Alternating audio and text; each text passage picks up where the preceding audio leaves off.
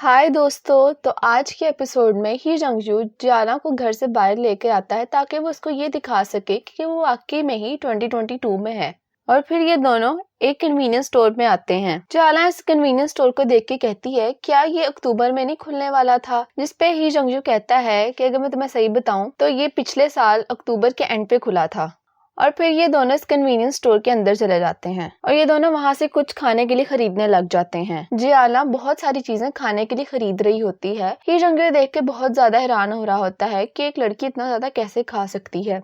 और फिर जब पैसे देने की बारी आती है तो जियाना अपने फोन से पे करने वाली होती है, लेकिन इसके फोन में कोई सिग्नल नहीं आ रहे होते क्योंकि ये 2022 में है और इसका फोन और ये खुद भी 2021 से आई है, इसलिए यहाँ पे काम नहीं कर रहा। तो ये जंगजू से कहता है कि तुम मुझे इस दफा पे करने दो, ये एज अ ट्रीट मेरी तरफ से। जिसपे जियाना कहती है कि नहीं शुक्रिया, मुझे तुम्हारी ट्रीट की जरूरत नहीं, मेरे पास पैसे भी हैं, मैं पैसे दे दूंगी। और फिर जब ये कैशियर को पैसे देती हैं तो फिर ही जंगजू इसे रसीद दिखाता है जिसपे डेट 18 जनवरी 2022 होती है। फिर ये दोनों कुछ देर बाद उस कन्वीनियंस स्टोर से चले जाते हैं और अपने घर वापस आ रहे होते हैं। रास्ते में जियाना कहती है कि मुझे इतनी सर्दी क्यों लग रही है। इस पे जंगजू कहता है कि जाहिर सी बात है, अभी सर्दियां चल रही हैं और तुमने सर्दियों वाले कपड़े भी नहीं पहने हुए तो तुम्हें इसीलिए सर्दी लग रही है। इस पे जियाना कहती है कि मुझे इस चीज की बिल्कुल भी उम्मीद नहीं थी कि तुम फ्यूचर से आओगे। इस पे ही जंगजू कहता है कि नहीं, मैं फ्यूचर से नहीं बल्कि तुम पास्ट से फ्यूचर में आई हो। चूंकि जियाना को सर्दी लग रही होती है तो ये जंगजू अपना कोट उतार कर जियाना को दे देता है।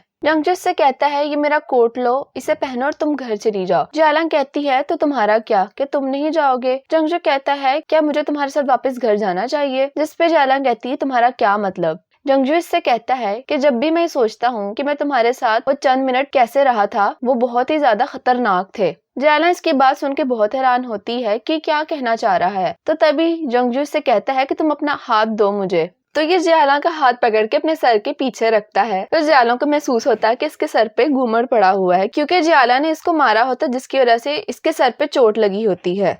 जियाना को देखकर बहुत ही ज्यादा अजीब महसूस होता है और वो बताता है कि सिर्फ मेरे सर पे ही नहीं बल्कि हर जगह ही तुमने मुझे बहुत जोर से मारा था। जियाना कहती है कि मैं सबके लिए माफी चाहती हूँ, मुझे लगा था कि तुम कोई बुरे आदमी हो, इसलिए मैंने अपने तहफ्फुज के लिए ये सब कुछ किया था। जंगजू इससे कहता है कि मैंने अपनी बॉडी पे हर उस निशान की तस्वीर ले ली है एज एविडेंस और मैं ये कोर्ट में दिखाऊंगा। जिसपे जियाना इसे कहती है कि तुम्हें कभी किसी ने बताया है कि जब तुम बोलते हो तो सामने वाले का यकीनन तुम्हें मारने का दिल करता है? इसके जवाब में जंगजू कहता है कि शुक्र है कि सिर्फ 5 मिनट बाकी हैं और 5 मिनट बाद तुम खुद ही गायब हो जाओगी। और थोड़ी ही देर बाद वहाँ पे बारिश भी शुरू हो जाती है। बारिश तेज होने लग जाती तो इसलिए जियाना वहाँ से भागने लग जाती है और ये जंगजू भी इसके पीछे पीछे आता है और इसको कहता है कि मेरे कोट के नीचे आ जाओ ताकि तुम बारिश से बच सको। और ये दोनों जल्दी जल्दी बारिश में भागने लग जाते हैं। और फिर जंगजू से कहता है कि तुम मुझसे पहले घर चली जाओ और ये खुद अपना कोट जियाना को देखकर साइड पे खड़ा हो जाता है। और जब मुड़ के देखता है तो जियाना भी वहाँ से गायब हो चुकी होती है, लेकिन कोट वहीं पे रह जाता है। ये इसलिए हुआ होता है क्योंकि टाइम स्पेस ओवरलैप खत्म हो चुका होता है। और फिर जंगजू 2022 में ही रह जाता है और जियाना 2021 में चली जाती है। फिर इसके बाद जंगजू अपने घर आ जाता है और थोड़ी देर बाद इसको वू जिरोंग की कॉल आती है और ये कॉल उठा के कहता है कि शुक्र है तुमने मुझे कॉल कर ही ली। जंगजू जिरोंग से पूछता है कि तुम्हें क्या हुआ है। इससे कहता है कि चाहे कुछ भी हो जाए तुम मुझे बता सकती हो, मैं तुम्हारा लॉयर ही नहीं बल्कि तुम्हारा दोस्त भी हूँ। जिरोंग इससे कहती है कि सब मेरी गलती थी और मेरी वजह से तुम भी मुसीबत में पड़ गए हो। जंगजू से कहता है कि अगर तुमसे कहा नहीं जा रहा तो फिर मैं पूछता हूँ। जंगजू कहता है कि तुमने कोर्ट में कहा था कि जो गवाही है वो झूठी है, क्या तुम्हें जियांग शिंगहाओ ने थ्रेट किया था या तुम अभी भी उससे मोहब्बत करती हो? जंगजू से कहता है कि तुम्हारी शादी में जो मर्जी हो मैं तुम्हारे साथ हूँ। जिरोंग अभी इससे बात कर ही रही होती है कि पीछे से इसका भाई आ जाता है और कहता है कि तुम किससे बात कर रही हो। तो ये जंगजू को कहती है कि अब मुझे जाना होगा और फोन रख देती है। फिर अगली सुबह ये जंगजू और जाओ दाजुन वो जिरोंग के घर के बाहर होते हैं और दाजुन जंगजू से कहता है कि मुझे लगता है कि हम आज भी जिरोंग से नहीं मिल पाएंगे। जिसपे जंगजू कहता है कि जिरोंग घर पे नहीं है, मैंने पता लगवाया था और ये जिरोंग के फैंस हैं जो इसका घर वापसी पे इंतजार कर रहे हैं। दाजुन इससे कहता है, अगर ऐसा था तो तुमने मुझे पहले क्यों नहीं बताया, और अगर वो घर पे नहीं है तो फिर हम यहाँ पे क्या कर रहे हैं। जंगजू कहता है कि हम अवन का वेट कर रहे हैं। अवन जो कि जुरोंग का भाई है, उसे यकीनी तौर पे पता है कि जुरोंग कहाँ पे है। और फिर थोड़ी देर बाद वहाँ पे अवन की गाड़ी आ जाती है और ये लोग भी अपनी गाड़ी में बैठ के उसका पीछा करने लग जाते हैं। और यहाँ पे आके पता चलता है कि जुरोंग हॉस्पिटल में होती है। और फिर दाजुन नर्स को वहाँ से जरा हटाता है ताकि जंगजू अंदर जा सके और जुरोंग से मिल सके। और फिर जंगजू जुरोंग से मिलने इसके कमरे में आ जाता है। और जंगजू फिर जुरोंग से पूछता है कि तुम यहाँ पे क्या कर रही हो, और जुरोंग भी इससे यही सवाल करती है कि तुम यहाँ पे क्या कर रहे हो। फिर जुरोंग इससे कहती है कि अगर मैं एक्टिंग छोड़ दूं तो क्या ये ऑडियंस मुझे भूल जाएगी। जंगजू इससे कहता है कि जब तुम बिल्कुल ठीक हो जाओगी तो तुम कभी भी कम बैक कर सकती हो, बहुत से नए कैरेक्टर्स तुम्हारा इंतजार कर रहे हैं। जुरोंग कहती है, लेकिन मैं तो एक अच्छी बीवी होने का रोल भी सही से अदा नहीं कर सकी। जंगजू इससे पूछता है कि क्या तुम मुझे बता सकती हो कि तुमने मुकदमा क्यों छोड़ा। जुरोंग ये बात सुनकर थोड़ा सा घबरा जाती है और इससे कहती है कि प्लीज मुझसे ये सवाल मत पूछो। ये कहती है, मुझे माफ कर दो, मैं जियांग से भी माफी मांगना चाहती हूँ और मैंने अपने फैंस को भी लेट डाउन किया है, ये सारा मेरा ही कसूर था। ये कहते कहते जुरोंग रोने लग जाती है क्योंकि ये डिप्रेशन में होती है। जंगजू इससे कहता है कि तुम मुझे बताओ ऐसा क्या हुआ है, मैं तुम्हारी मदद करूंगा और मैं तुम पे यकीन भी करता हूँ। लेकिन जुरोंग बार बार एक ही बात कह रही होती है कि तुम मुझसे मत पूछो, मैं ये नहीं बता सकती। और तभी वहाँ पे जुरोंग का भाई आ जाता है और जंगजू से कहता है कि तुम मुझे प्लीज फोर्स मत करो। और फिर जंगजू वहाँ से चला जाता है। और फिर थोड़ी देर बाद जुरोंग का भाई भी कमरे से बाहर आता है और ये जंगजू से पूछता है कि जुरोंग को क्या हुआ है, जिसपे इसका भाई ये बताता है कि जुरोंग को मेजर किस्म का डिप्रेशन हो गया है। ये सुन के ही जंगजू बहुत ज्यादा ही परेशान हो जाता है और कहता है कि जुरोंग तो ऐसी नहीं थी, वो तो बहुत ही ज्यादा मजबूत और हिम्मत वाली है। जिसपे जुरोंग का भाई जंगजू को बताता है कि वो हमेशा से एक हैप्पी फैमिली चाहती थी और उसने जियांग शिंगहाओ से शादी करने के लिए कितनी कुर्बानियां भी दी हैं, लेकिन जियांग ने उसके साथ क्या किया, उसने जुरोंग को बार बार तकलीफ दी है। आवन इससे कहता है, तुमने आज का जियांग का वेबो देखा है, जिसपे जंगजू सर हिलाता है और आवन इससे कहता है कि उसने इस पोस्ट में अपनी तमाम एक्स गर्लफ्रेंड्स को डिसऑन किया है और ये देखने के बाद जुरोंग दोबारा से टूट गई है। जुरोंग का भाई आवन कहता है कि मैं ये चाहता हूँ कि वो दोबारा कभी शादी ना करे, क्या तुम पुराना वक्त वापस ला सकते हो। और ये कहकर ये अंदर जुरोंग के पास चला जाता है। फिर इसके बाद जियाना अपने घर पर केक बेक कर रही होती है और ये वो केक अपने कोलीग्स के लिए बेक कर रही होती है और उनमें से वो एक पीस जंगजू के लिए भी रख देती है। और फिर जियाना अपने घर की सफाई करने लग जाती है क्योंकि जब पिछली बार जियाना और जंगजू मिले होते हैं तो इसका सामान हर वक्त बिखरा रहता था, जिसकी वजह से थोड़ी एम्बैरस भी हुई थी। तो ये अपने घर की सफाई कर रही होती है। जियाना सफाई तो कर रही होती है लेकिन चीजों को उनकी जगह पे नहीं बल्कि उनको छुपा रही होती है और ये सफाई करने के बाद घर को देख रही होती है और बहुत खुश हो रही होती है कि तभी टाइम स्पेस ओवरलैप शुरू हो गया होता है और एकदम से इसको सोफे पे जंगजू बैठा नजर आता है। जंगजू घर को साफ देख के इसे कहता है कि आज इतनी सफाई है कि मुझे लगा कि तुम शायद यहाँ से शिफ्ट कर गई हो। जियाना कहती है, मैं पिछले कुछ दिनों से काम में बहुत मसरूफ थी, वरना मैं तो बहुत ही ज्यादा साफ हूँ। और फिर इसे कहती है कि हाँ सच मुझे याद आया, मैंने तो केक भी बनाया था। कहती है आओ खाएं। और फिर जंगजू भी से कहता है कि मेरे क्लाइंट ने मुझे वाइन दी थी, केक और वाइन बहुत परफेक्ट लगेगा, तो मिलके खाते हैं। और फिर ये दोनों टेबल पे बैठकर केक खाने लग जाते हैं। ये दोनों बहुत ही ऑकवर्ड फील कर रहे होते हैं क्योंकि ये दोनों एक दूसरे के लिए स्ट्रेंजर होते हैं और इन्हें नहीं समझ आ रही होती कि एक दूसरे से क्या बात करें। तो जैसे ये दोनों कुछ बोलने लगते हैं जंगजू कहता है हाँ, जिसपे जियाना कहती है क्या तुम क्या कहना चाह रहे हो। तो फिर जंगजू से कहता है कि केक बहुत ही मजे का है। तब जियाना इसकी प्लेट की तरफ देखती है तो इसने तो एक भी चम्मच नहीं लिया होता। फिर जियाना इससे कहती है कि हमारा इनकाउंटर थोड़ा स्पेशल है तो हमें एक दूसरे के साथ रहने के लिए कुछ रूल्स बनाने पड़ेंगे ताकि फ्यूचर में हमें एक दूसरे से कोई मिसअंडरस्टैंडिंग ना हो सके। जियाना कहती है पहला रूल ये है कि रात को 10:06 से लेकर 10:52 तक तुम ना बेडरूम में जा सकते हो और ना ही बाथरूम में। जंगजू इसका पहला रूल मान जाता है और जियाना कहती है दूसरा रूल ये कि ओवरलैप के दौरान हम एक दूसरे की चीजों को बिल्कुल भी नहीं हाथ लगाएंगे। और कहती है तीसरा ये कि हमें एक दूसरे से ज्यादा कांटेक्ट नहीं करना चाहिए, हम आगे से एक दूसरे को अवॉइड करेंगे और अपनी लाइफ आराम से गुजारेंगे। जंगजू इसके सारे ही रूल्स मान जाता है और अपनी जगह पे खड़ा होकर कहता है कि मुझे सब कुछ मंजूर है और इससे हाथ मिलाता है। लेकिन जियाना इससे हाथ नहीं मिलाती और कहती कि मैं अपने कमरे में जा रही हूँ। और जियाना के यहाँ से जाने से पहले जंगजू इससे कहता है क्या मैं भी एक रूल बना सकता हूँ। ये कहता है कि चौथा ये कि आइंदा से किसी किस्म का वायलेंस नहीं होगा। जियाला कहती है मैं तुम्हें पहले भी कितनी बार बता चुकी हूँ कि मुझे नहीं पता था, अब कोई भी अनजान इंसान मेरे घर में आ जाए तो ऐसे में मैं क्या करूंगी। ही जंगजू कहता है कि तुम ऐसे कैसे किसी को आके मार और डांट सकती हो। जियाला कहती है कि अगर कोई अनजान आदमी मेरे घर में आए तो क्या मैं उसके साथ बैठ के वाइन पीऊं। जियाला इसे कहती है कि तुम्हें मुझे सिखाने की कोई जरूरत नहीं और मैंने तुम्हारे बारे में सब इन्वेस्टिगेट किया है। एज अ बैरिस्टर तुम सिर्फ बड़े केसेस ही हैंडल करते हो और सिर्फ अमीरों की ही मदद करते हो। ही जंगजू कहता है कि सब नॉनसेंस है, मैं भी आम इंसानों की मदद करता हूँ उनका मुकदमा लड़ने में।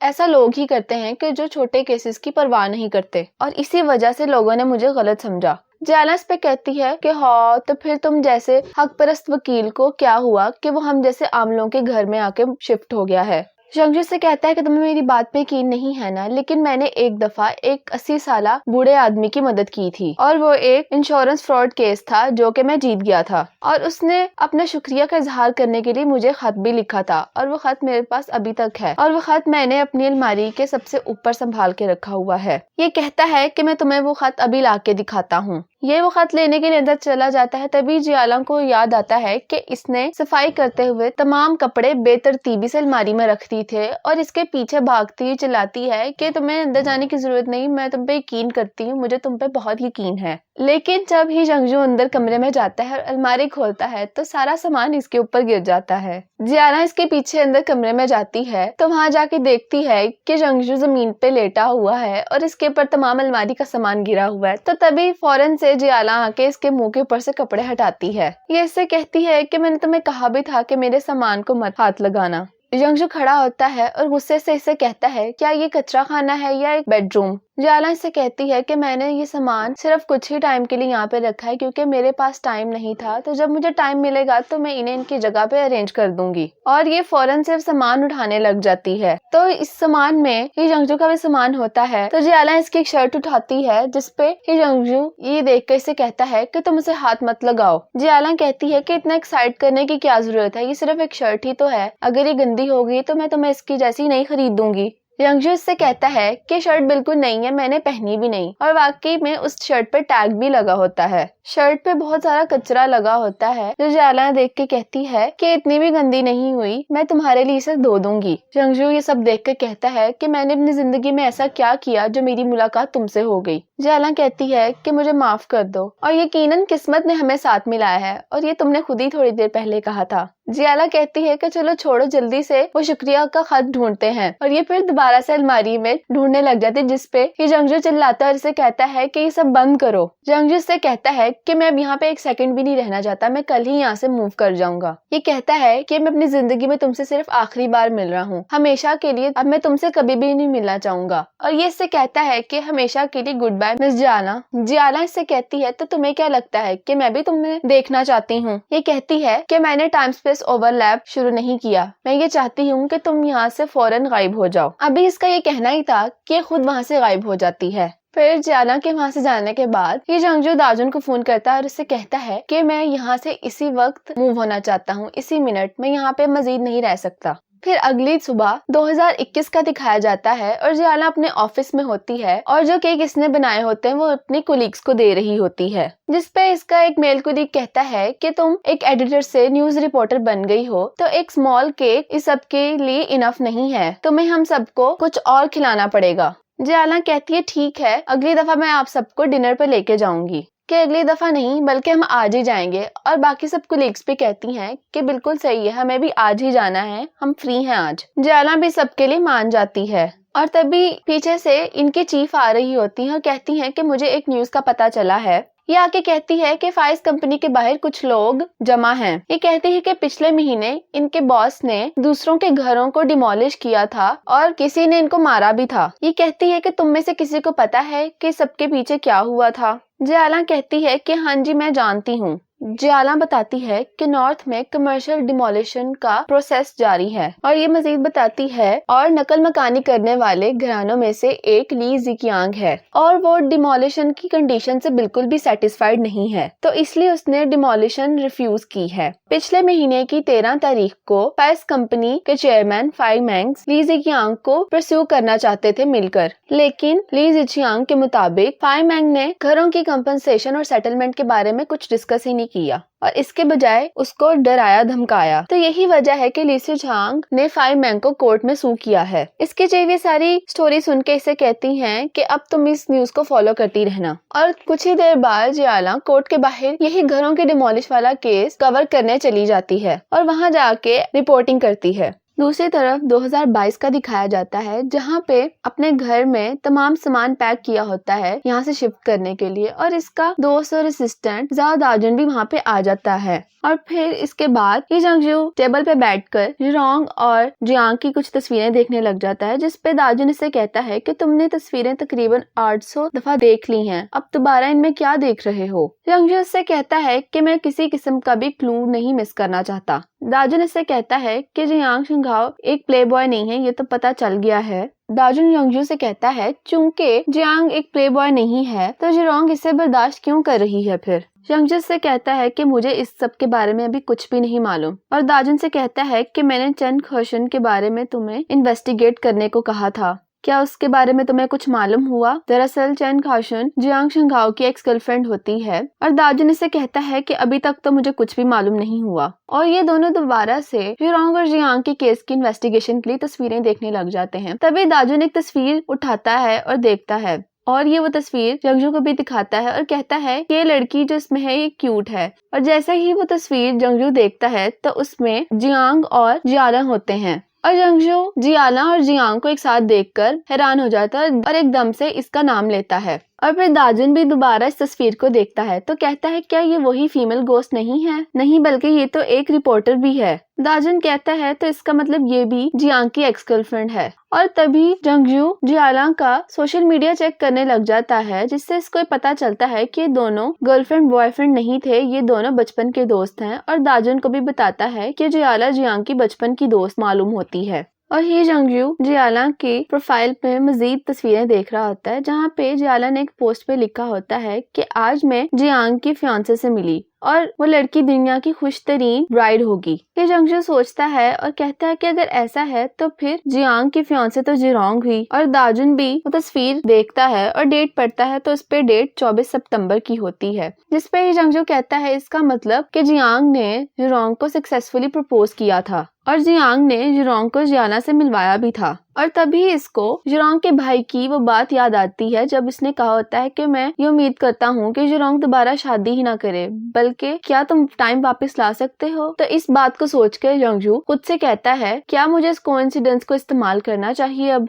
यानी इस वक्त ये जिरोंग का पास्ट बदलने के बारे में सोच रहा होता है। और दूसरी तरफ जियाला अपने तमाम कुलीग्स को अपने रिपोर्टर बनने की खुशी में डिनर ट्रीट कर रही होती है। जियाला अपने कुलीग्स के साथ खाना खा रही होती है कि तभी इसको इसके दोस्त जियांग की कॉल आती है, और ये कॉल रिसीव करने के लिए रेस्टोरेंट से बाहर निकल आती है। और जियांग इसे कहता है क्या जो मैंने तुम्हें लोकेशन सेंड की तुमने वो देखी, क्या तुम वहाँ पे आ सकती हो। जियाला से कहती है कि इतनी इमरजेंसी किस बात की है। जियांग कहता है कि ये एक बहुत ही ज्यादा अर्जेंसी है। जियांग कहता है कि बहुत ही इमरजेंसी है इस वक्त, क्या तुम आ सकती हो। जियाला कहती है क्या हम कल मिलके इसके बारे में बात करें। जियांग इससे कहता है कि अगर तुम आज ना आई तो फिर इसके बाद तो पूरी जिंदगी इस पे पछतावा करोगी। चूंकि ये जियाला का दोस्त होता है तो वो इसकी बात मान लेती है और उसे कहती है कि तुम मेरा इंतजार करो, मैं तुम्हारे पास आती हूँ। तो जियाला अंदर आके अपने कुलीग से अपोलोजाइज करती है, कहती है कि कुछ अर्जेंसी आ गई तो मुझे जाना पड़ेगा, लेकिन आप लोग यहाँ पे खाना खा के जाइएगा। फिर जियाला जियांग की दी हुई लोकेशन पे पहुंच जाती है तो वहां जाके देखती है कि जियांग ने जिरोंग के लिए एक प्रपोजल सेट किया हुआ है। जियाला ये देखकर बहुत ही ज्यादा हैरान होती है।